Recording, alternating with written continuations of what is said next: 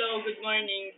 Today we're going to do the experiment of thermal conductor using our materials, candle, lighter, and balloon. Ako din! First step, we have to light up the candle. Then, second step, we need a balloon.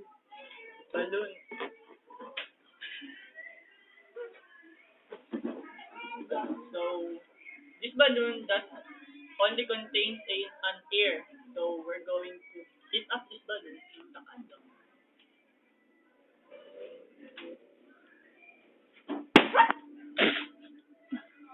So, as you see, the balloon has exploded when we heat up on the candle. It contains only air, so has no resistance. So next up, we're going to try a balloon that contains a little water inside. So we're going to heat it up.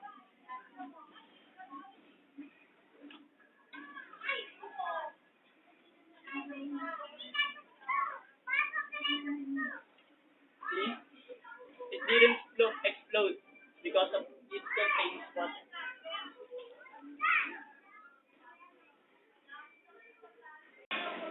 Okay, so the description was this experiment was performed to demonstrate how heat can be transferred from one surface to another by thermal conduction. This experiment was done by comparing the effect of fire on a balloon filled with air and other one filled with water. So, we're going to make a mini volcano using this material.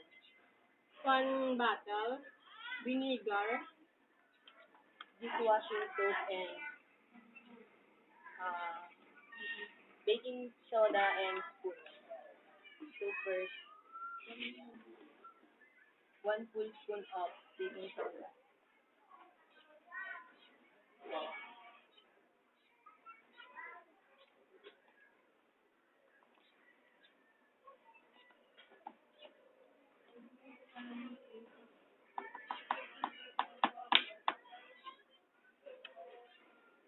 Then 1 spoon of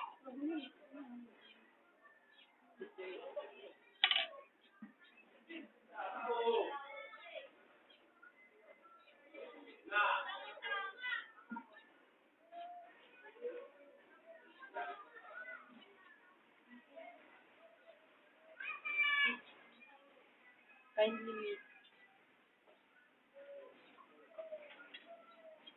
Then add the vinegar.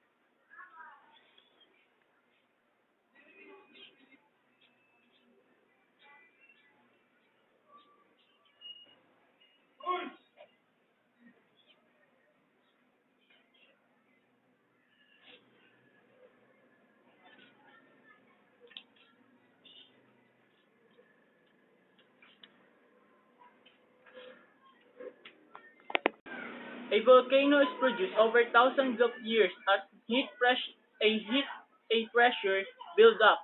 That aspect of a volcano is very difficult to recreate in a home experiment. However, this volcano will give you an idea of what it might look like when a volcano erupts flowing lava. This is a classic experiment in which a chemical reaction can create the appearance of a physical volcano eruption. This, this is the stick-through balloon experiment. The materials we needed is balloon and stick.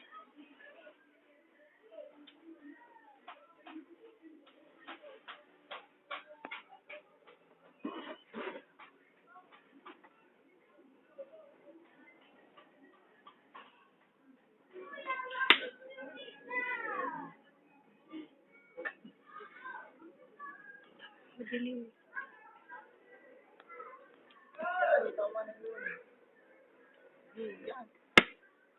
Mhm.